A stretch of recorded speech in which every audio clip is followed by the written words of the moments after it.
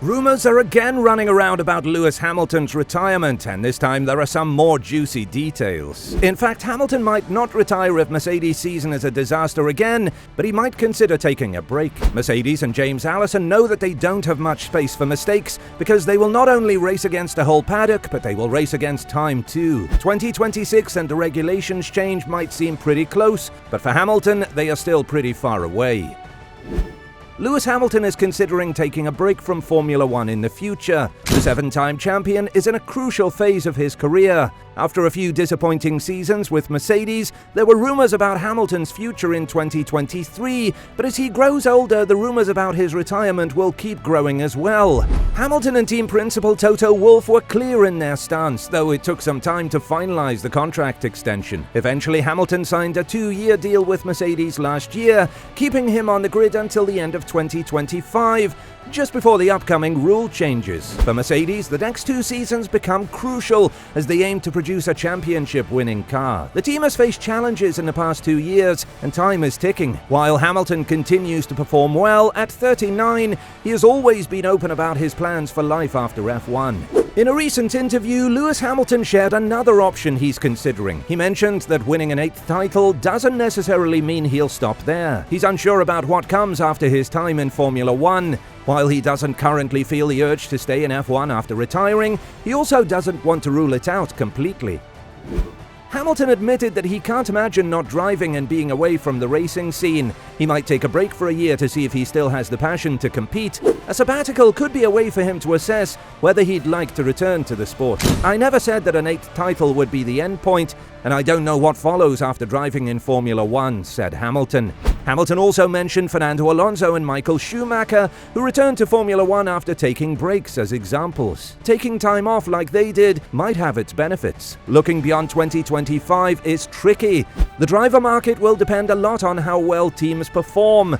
Drivers like Charles Leclerc and Lando Norris, who recently signed new contracts, can afford to wait. But for Hamilton and Alonso, who are in the later stages of their careers, waiting several years for a competitive car isn't an option. In the next few months, Toto Wolff and James Alison's team will show if they can compete for wins before the 2026 rule changes. As for Mercedes, they approach the 3rd season with ground-effect aerodynamic cars. The team's tech boss, James Alison, thinks there's room for more innovation and significant improvements. The key to this lies in getting the car as low to the ground as the rules allow. So far, Red Bull has been the most successful in achieving this, leading to consecutive championship wins with their RB-F1 cars designed by Adrian Newey. Even though the floor is crucial for ground-effect aerodynamic cars, where the goal is to enhance grip and cornering speed by keeping the car close to the ground, it doesn't mean there's no room for innovation elsewhere. Sticking to the surface is key, but as Red Bull has emphasized, it's not just about the floor. The entire car package needs to work together to generate the necessary downforce and grip for success. In the last season, where Mercedes didn't win any races, Lewis Hamilton praised Max Verstappen's remarkable rear-end performance as he observed the RB19 smoothly navigating corners. This has raised concerns among rival teams that Red Bull's winning streak might just be getting started. They are determined to narrow the gap with Mercedes, introducing a completely new W15 on the track, changing almost every part. Last season, they already shifted to a downwash concept similar to Red Bull's, moving away from the zero pods. While many expect teams to move closer to the Red Bull design, James Alison is confident that there's still room for innovation. He acknowledges that these cars perform best when close to the ground,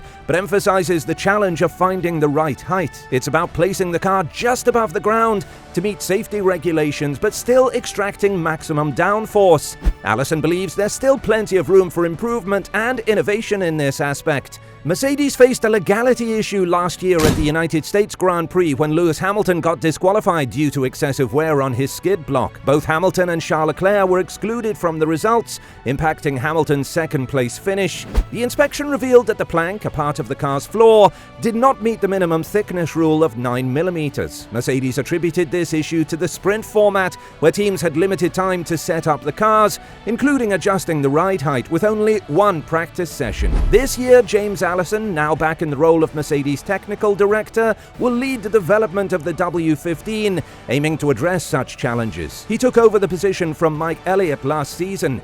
James Vowles, currently the team principal at Williams and formerly the chief strategist at Mercedes, highlighted a remarkable trait that sets Lewis Hamilton apart as an exceptional Formula One driver. Vowles, who collaborated with Hamilton during their successful period from 2014 to 2021, emphasized Hamilton's innate talent behind the wheel. Despite the on-track rivalry with Nico Rosberg, Hamilton's 7-time World Championship winning edge came from a specific quality. According to Vowles, Hamilton's extraordinary ability lies in his approach during practice sessions. In the first practice session, FP1, Hamilton displays a unique talent for exploration. He compares Hamilton to an octopus, indicating how adeptly Hamilton navigates the intricate controls on the steering wheel, adjusting every setting with a natural ease. This innate curiosity and willingness to explore contribute to what makes Hamilton an incredible driver. Vowles shared insights into Lewis Hamilton's approach to using data during their time together. Vowles highlighted a specific instance during their intense title battle with Nico Rosberg,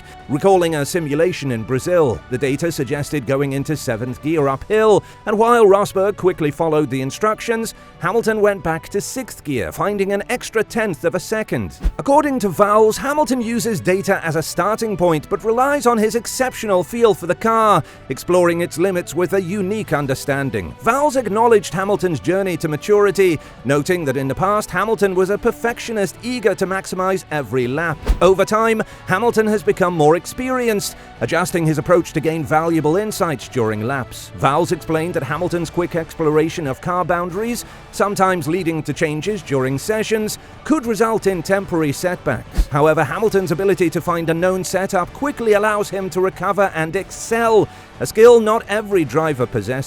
But as we said previously, only if Mercedes fail to deliver this season, Hamilton will consider a break or retirement. 2026 is not far away, and as we know from history, Mercedes can become dominant again. People have been drawing parallels between last season's dominance from Red Bull to that of Mercedes. In F1, comparisons between dominant seasons often draw parallels between Red Bull Racing's 2023 season, Mercedes' 2014 campaign, and McLaren's 1988 performance. The consensus is that Red Bull's RB19, driven by Max Verstappen, showcased an exceptional level of dominance, perhaps akin to Mercedes in 24 and McLaren in 1998.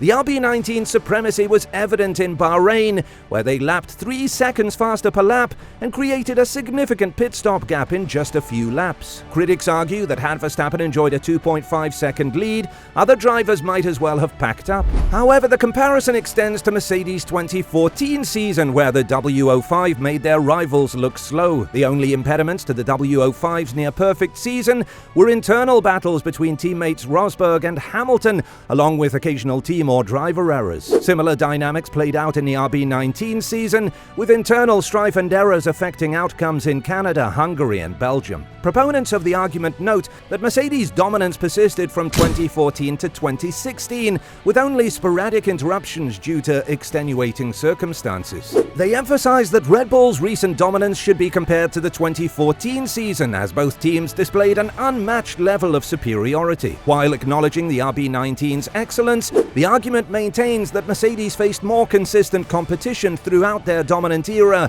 particularly from Ferrari in 2015 to 2019.